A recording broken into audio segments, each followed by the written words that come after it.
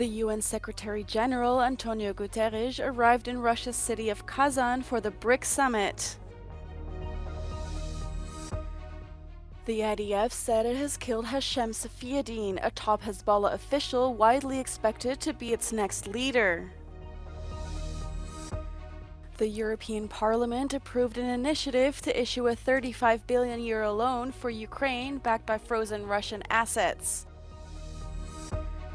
A statue in Berlin memorializing victims of sexual abuse by Japanese soldiers in World War II has caused an international row. Welcome to Kazan. Very nice to meet you. The UN Secretary-General Antonio Guterres arrived at Russia's city of Kazan on Wednesday for the Brics summit hosted by President Vladimir Putin. His attendance in light of Russia's ongoing invasion of Ukraine has been controversial, with the Ukrainian Foreign Ministry describing it as a wrong choice.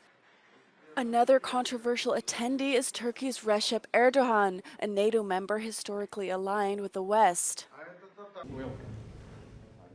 Putin has already met with several members in the BRICS alliance, including India's Narendra Modi and China's Xi Jinping. The summit is sending jitters across Europe as the ever-growing club hopes to rival the Western economic hegemony. The bloc is now 2.5 times the EU's economic size. High on the agenda are discussions on forming an alternative payment system for trade between members in local currencies to bypass the dollar-based network, as well as other ways of promoting alternatives to the US-led global order.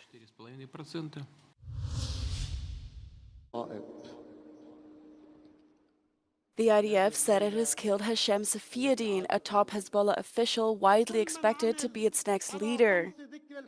He was reportedly killed in an airstrike on southern Beirut in early October, not long after the Israeli military killed former Hezbollah leader Hassan Nasrallah. Meanwhile, U.S. Secretary of State Antony Blinken met with several Israeli officials on Tuesday during his 11th visit to the region, including Defense Ministers Yoav Gallant and Prime Minister Benjamin Netanyahu. He is hoping to revive efforts to secure a ceasefire in Gaza, stressing the need for Israel to do more to help increase the flow of humanitarian aid to Palestinians. Gaza's humanitarian crisis is becoming increasingly dire, especially in the north. On Monday, the World Health Organization evacuated 14 critically ill patients from the Kamal Adwan hospital in northern Gaza to Al-Shifa hospital amid a renewed Israeli military offensive and critically low aid supplies. The United Nations Humanitarian Office reports that Palestinians in northern Gaza are rapidly exhausting all available means for their survival, and that Israel is still denying requests to deliver much-needed aid to the area. The Israeli military has issued more evacuation orders for northern Gaza as it continues its ongoing siege.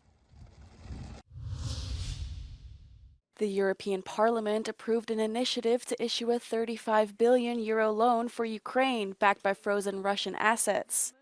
The plan received 518 votes in favor, 56 against, and 61 abstentions in Strasbourg on Tuesday. It will be part of a framework that will make future revenues from Russian central bank assets frozen in the EU available to Ukraine.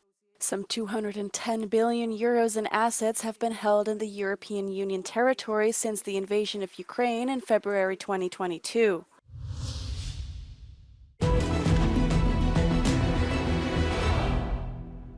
Russia appears to be trying to reduce tensions with South Korea following reports of intensified North Korea cooperation, including the intelligence warnings that North Korean troops have been deployed to Russia for training. What do we know?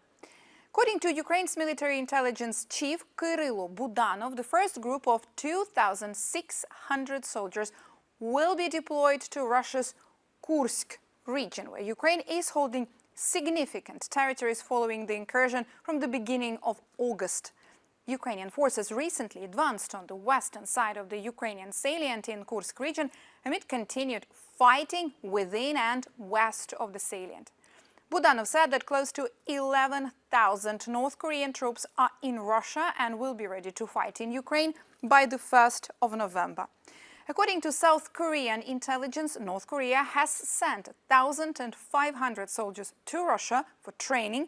describing the move as the first step in the secretive state's military involvement in Moscow's war against Ukraine. Kremlin spokesperson Dmitry Peskov claimed that Russia-North Korea cooperation, quote, should not cause concern to other states, and that information about the alleged presence of North Korean troops in Russia may be, quote, contradictory.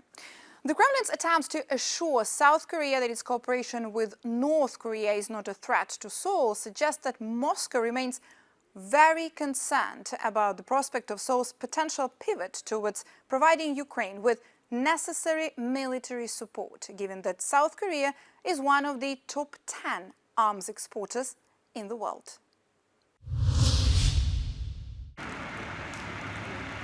Dozens of funeral crosses line the road leading to this factory owned by the car parts giant Valeo in northwestern France, a symbol of the 300 employees at risk of losing their jobs. Donc ça fera 34 ans d'ancienneté chez Valeo et finalement ça se finit avec un smiley qui est pas très positif. Since Monday night, the workers at this plant that produces battery cooling systems for electric vehicles are on strike. 2 other factories nationwide are also on the brink of shutting down. It's a constant source of stress and anxiety for the employees. Aujourd'hui, la moyenne d'âge est quand même de 53 ans. Avec toutes les réformes qui ont eu lieu, que ce soit sur le chômage ou les retraites, vous avez des gens qui se retrouvent maintenant avec 7 ans ou 8 ans supplémentaires à faire. Et les gens, ils se disent, moi je fais quoi? Comment je vais finir ma vie? Le chômage ne va pas m'emmener jusqu'au bout.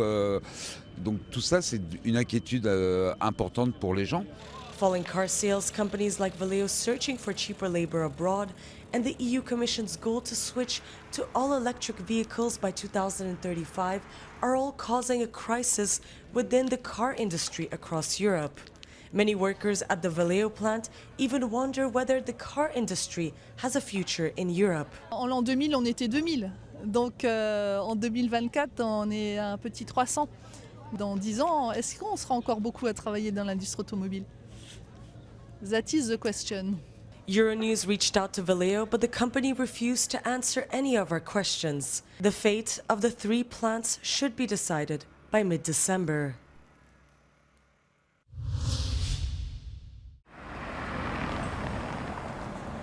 This statue on a quiet residential street in Berlin is at the center of an international row.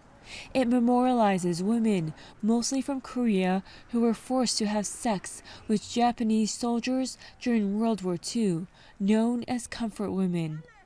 Japan has called for the statue to be brought down. Some politicians in Berlin are siding with Tokyo. The local Korean NGO behind the memorial, known as the Statue of Peace, says it will sue the local district of Midday to keep it in place. The group says it's not just about defending the rights of Korean women. In the history, I think every woman can imagine what can be happened in the wartime if you are not protected and the soldiers are coming and raping you. So every woman can identify with the Statue of Peace. The memorial was put up 4 years ago. Japan has been raising the issue with the German government as well as local officials. The local district said that the statue needs to be taken down by the end of this month, citing time limits for temporary art in public places. The district told Euronews that Japanese and Korean officials have visited its office, threatening to worsen relations with Germany. The district says that there was a questioning of aid to Ukraine, as well as a possible termination of the sister city relationship between Tokyo and Berlin.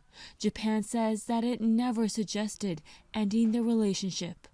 In a press release in May, the mayor of Berlin called the statue a one-sided portrayal after a meeting in Tokyo with the Japanese foreign minister. Berlin's local government told Euronews that it is talking to the district and federal government to replace the statue with a more general memorial for women who face sexual violence during conflicts. It also stated that it will be expanding its relationship with Tokyo.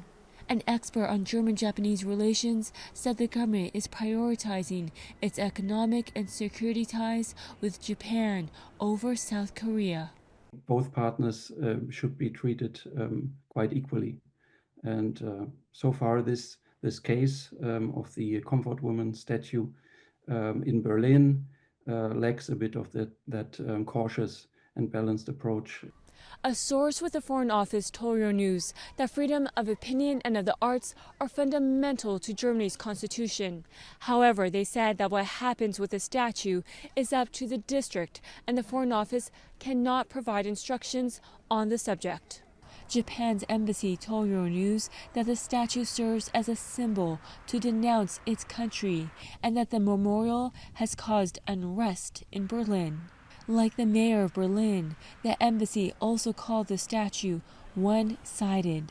A petition arguing to keep the statue up has garnered 3,000 signatures. It's not only our wish. There are many people who are living in this area. They want to keep the Statue of Peace.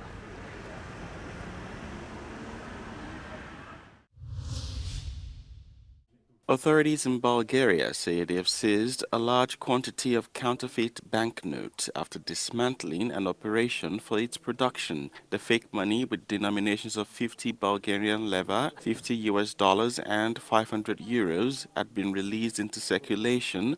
According to the investigators, the super fake banknotes were also seized in some European Union countries. Investigators called it a very serious attack against the entire financial system of Bulgaria and the European Union.